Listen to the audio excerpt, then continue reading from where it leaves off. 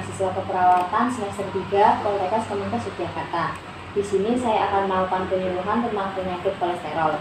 Sebelumnya, apakah Ibu sudah paham penyakit kolesterol itu apa? Sedikit-sedikit paham. Jadi, kolesterol itu yaitu suatu zat lemak serupa lilin yang dihasilkan oleh hati dan juga bisa berasal dari makanan. Tubuh manusia memerlukan kolesterol untuk membentuk sel-sel sehat, memproduksi sejumlah hormon, dan juga diperlukan untuk menghasilkan vitamin D. Hiperkolesterolemia atau kolesterol tinggi yaitu suatu kondisi berbahaya yang ditandai dengan tingginya kadar kolesterol dalam darah. Bila tidak ditangani, kolesterol dapat menumpuk serta mempersempit pembuluh darah. Nah, untuk penyebab dan faktor risikonya, yang pertama, riwayat keluarga. Apabila salah satu dari keluarga Ibu ada yang terkena penyakit kolesterol, bisa jadi penyakit tersebut diturunkan kepada anak dan cucunya. Yang kedua, pola makan yang buruk. Makanan yang dapat menyebabkan penyakit kolesterol, contohnya yaitu daging merah, produk makanan susu, produk makanan hewani dengan kandungan lemak jenuh, dan makanan ringan kaya lemak seperti kue dan biskuit juga dapat meningkatkan kadar kolesterol total dalam tubuh. Yang ketiga, obesitas. Apabila berat badan dengan IMP lebih dari 30, itu juga dapat meningkatkan kadar kolesterol dalam darah. Yang keempat yaitu diabetes. Gula darah dapat meningkatkan kadar kolesterol jahat dan dapat menurunkan kadar kolesterol baik serta merusak enzim pembuluh darah. Yang kelima, lingkar pinggang besar. Penyakit kolesterol lebih sering terjadi pada pria dengan lingkar pinggang di atas 102 cm atau pada perempuan dengan lingkar perut lebih dari 89 cm. Yang keenam, merokok. Merokok dapat menyebabkan rusaknya dinding pembuluh darah. Yang ketujuh, kurang olahraga. Olahraga dapat dilakukan minimal 30 menit dalam sehari. Lalu, untuk tanda dan gejalanya, yang pertama, sering merasa kesemutan pada kaki dan tangan. Yang kedua, cepat pegal-pegal di bagian kaki dan tangan. Yang ketiga, tengkuk dan pundak menjadi tidak nyaman. Yang keempat, sering merasa pusing. Yang kelima, cepat mengantuk. Dan yang keenam, dada sebelah kiri sering nyeri. Untuk pengobatannya sendiri, langkah pertama yang bisa dilakukan yaitu dengan rajin-rajin berolahraga atau mengubah pola makan. Namun, dokter juga bisa meresepkan beberapa obat. Beberapa jenis obatnya, yang pertama yaitu statin. Cara kerjanya dengan menghambat zat yang dibutuhkan oleh hati untuk memproduksi kolesterol. Yang kedua, resin pengikat asam empedu. Cara kerjanya dengan cara mengikat asam empedu. Yang ketiga, penghambat penyerapan kolesterol. Cara kerjanya dengan membatasi penyerapan kolesterol oleh usus kecil. Yang keempat, obat suntik. Jenis obat ini dapat membantu hati untuk menyerap kolesterol jahat sehingga menurunkan kolesterol total dalam darah. Untuk pencegahannya sendiri, yang pertama dengan cara berhenti merokok. Yang kedua, mengonsumsi makanan sehat seperti sayuran dan buah. Yang ketiga, meningkatkan aktivitas fisik dengan cara berolahraga tadi.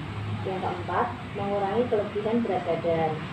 Nah, penyakit kolesterol sendiri dapat menyebabkan beberapa komplikasi. Yang pertama, dapat menyebabkan stroke karena adanya penumpukan kolesterol dalam pembuluh darah di otak. Yang kedua, serangan jantung. Dan yang terakhir, jantung koroner. Apakah ada yang ingin ditanyakan, Bu? Sebenarnya nggak ada, Mbak. Kalau gitu saya rangkum materinya dulu ya, Bu. Kolesterol yaitu zat lemak serupa lilin yang dihasilkan oleh hati dan juga bisa berasal dari makanan. Lalu, hiperkolesterolemia yaitu suatu kondisi berbahaya yang ditandai dengan tingginya kadar kolesterol dalam darah. Lalu, untuk penyebab dan faktor risikonya, yang pertama ada riwayat keluarga, yang kedua pola makan yang buruk, yang ketiga obesitas, yang keempat diabetes, yang kelima lingkar pinggang besar, yang keenam merokok, dan yang terakhir kurang berolahraga. Lalu untuk tanda dan gejalanya, yang pertama sering merasa kesemutan pada kaki dan tangan, yang kedua cepat pegal-pegal di bagian kaki dan tangan, yang ketiga tengkuk dan pundak menjadi tidak nyaman, yang keempat sering merasa pusing, yang kelima cepat mengantuk, dan yang keenam dada sebelah kiri sering nyeri. Pengobatannya yang pertama bisa dengan berolahraga atau juga bisa dengan mengubah pola makan menjadi lebih sehat. Namun dokter juga bisa meresepkan obat dengan jenis obat yang pertama obat statin, yang kedua resin pengikat asam empedu, yang ketiga menghambat penyerapan kolesterol, dan yang terakhir obat suntik. Untuk pencegahannya dapat dicegah dengan cara satu yaitu menjauhi merokok, yang kedua mengonsumsi makanan sehat, yang ketiga meningkatkan aktivitas fisik, yang keempat mengurangi kelebihan berat badan. Untuk komplikasinya sendiri yaitu yang pertama ada stroke, yang kedua serangan jantung, dan yang terakhir penyakit jantung koroner. Nah, dari penjelasan saya tadi, apakah Ibu bisa mengulangnya sedikit-sedikit sepaham Ibu saja? Insya Allah.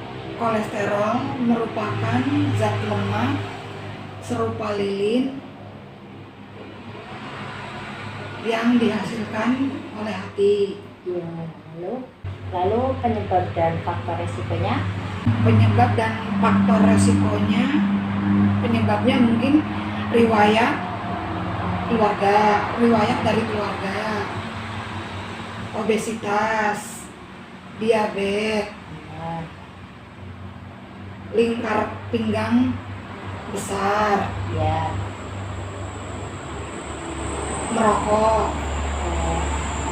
Satu lagi Mbak, kurang olahraga. Oh iya, betul. Lalu untuk tanda dan gejalanya apakah Ibu tahu? Sering kesemutan pada kaki dan tangan. Satu, cepat pegal-pegal di bagian kaki dan tangan. Tengkuk dan pundak menjadi tidak nyaman. Iya.